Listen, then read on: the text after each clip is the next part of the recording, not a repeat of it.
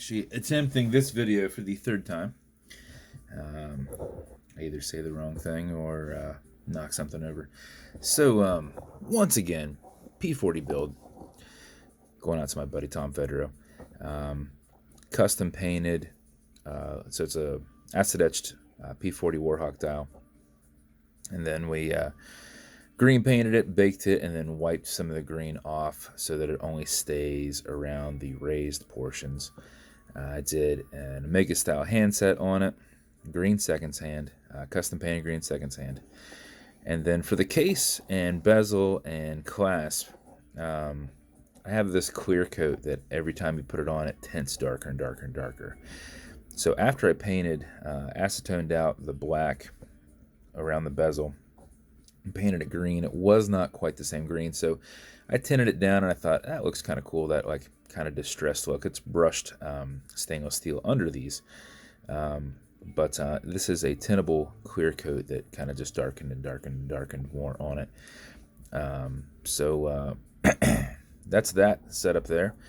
Got your Star with Circle military style engraved crown, Chicago Horween and Army Surplus canvas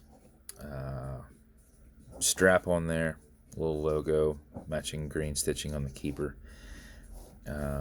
And then something real cool with this one, you've got a purple, which it's kind of hard to find the purple, but it's kind of more straight on. Purple to green AR coated exhibition large window caseback, stainless steel movement holder going on around there, and then a black rotor. So kind of cool there. And this is relatively broken where it's clearing on there. So that is the build. So as a whole, as I always reference, the bezel can turn left, can turn right. These are just held on with a tension ring, and what I do is I make the tension ring a little bit tighter. I wrap them in a little bit of dental floss to make sure it's a little bit tighter for you. So that's how that bezel works. And then this is an automatic mechanical, so you can wind it, you can wear it, you can put it in a watch winder, but if it's dead or you're not going to be very active if you're driving or something like that, make sure you pre-wind it a little bit so that you're not losing time. And how you do that is you back the crown off the threads until you hear it and feel it clicking. At that point, you can wind. And a wind is a turn away from you. Turning it back does nothing, but it's a lot easier to keep your spacing. Just go back and forth. You can always do the one direction wind. It's entirely up to you. Either way works. If you do it for something closer to 20 seconds, you're going to max out your 31 plus power reserve, which is what I do to make sure the watch is good. I built this Friday, not last night, Friday. I'm sorry, not last night at 9, the night before at 9, and then I wound it again when I got home around 5, and it has kept perfect time throughout. So hands are good, movement's good, everything's good with there. But how you'll do that is you'll wind that out, then you'll pull it to the one and only click, and at that point you can then set your time. So not a hacking movement, so it's going to keep moving on you. You'll also notice you've got a wobble crown. This is going to deflect lateral pressure against going into the stem, into the movement. So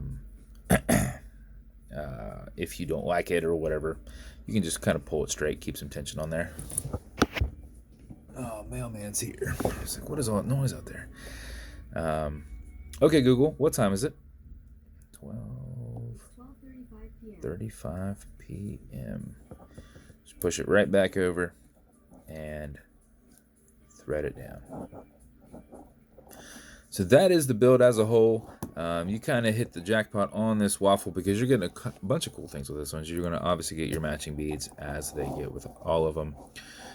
You're going to get watch clearance is good on all glass and metal parts, so everything there in the center. And remember, that's clear coat that's on there. So you can scratch that right off. It is just brushed silver under there.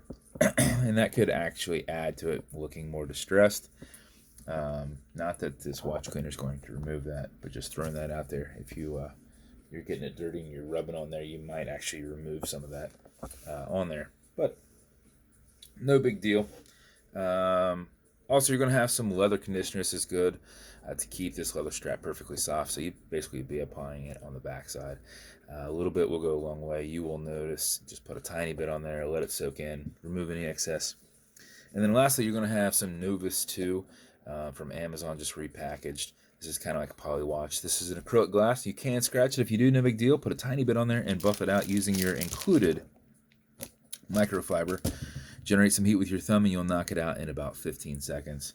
And it will look as good as new. Also, you're going to have one of my special edition silver boxes, if it ever wants to focus on there. Then you're getting a couple extra cool things. You are getting a surplus matching desk caddy or door caddy, whatever you want to do, to put all your extra stuff in as you're going out the door, or coming back in from the door, wallet and such. So got that. It's leather on the bottom, canvas on top, just like your strap. And then you are the second person to get one of my laser engraved Kershaws.